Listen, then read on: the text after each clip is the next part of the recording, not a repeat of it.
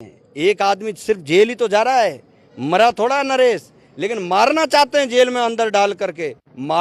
9 तारीख को आदिवासी दिवस मनाया जाएगा। इन्होंने आदिवासियों के दिल में तीर चलाया है। 6 तारीख के दिन मनाओ कैसे तुम आदिवासी दिवस। जिस तरीके से जगन गुर्जर धौलपुर को जेल में मारा गया, मैं थोड़ी देर बाद में नगर फोर्ट थाने में नरेश मीणा आज गिरफ्तारी देंगे।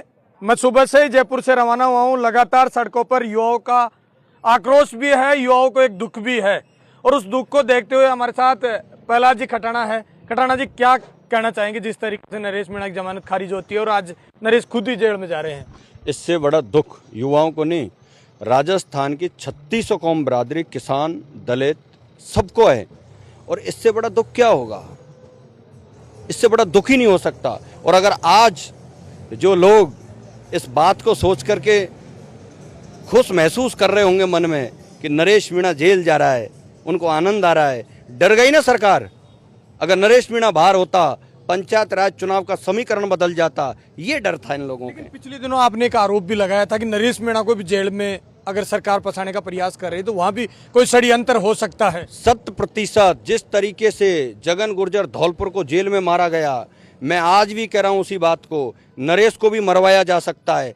इसलिए मैं पहले दिन से कह रहा हूं, मीणा समाज के साथ साथ सर्व जातियों के लोग, सर्व समाज के लोग, आज नरेश को हम शांतिपूर्ण तरीके से भाई को सरेंडर करवा रहे हैं। ये कौन सा डर है?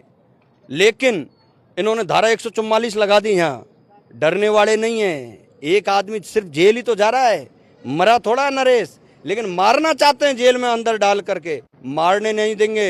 ये सब लोग अब हम बाद में तय करेंगे और आगे की रणनीति क्या होगी। लेकिन हम सरकार से कभी ना झुके हैं, ना डरे हैं, लड़े हैं, आगे भी लड़ेंगे। ऐसा किसी को विश्वास ही नहीं हो रही खटाना जी कि नरेश मीणा इस वक्त जमानत खारिज हो जाएंगे और जेल चले जाएंगे। पहले बड़ी संख्या में, बड़े लोगों में आक्रोश था और बाद में बड़ा धरना प्रदर्शन हुआ, उसके बाद में जमानत मिल गई थी।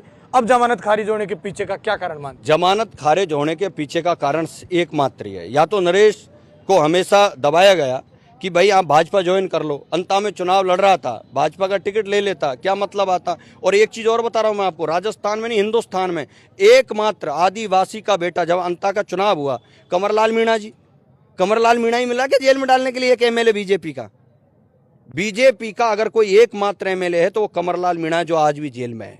वहाँ चुनाव लड़ा।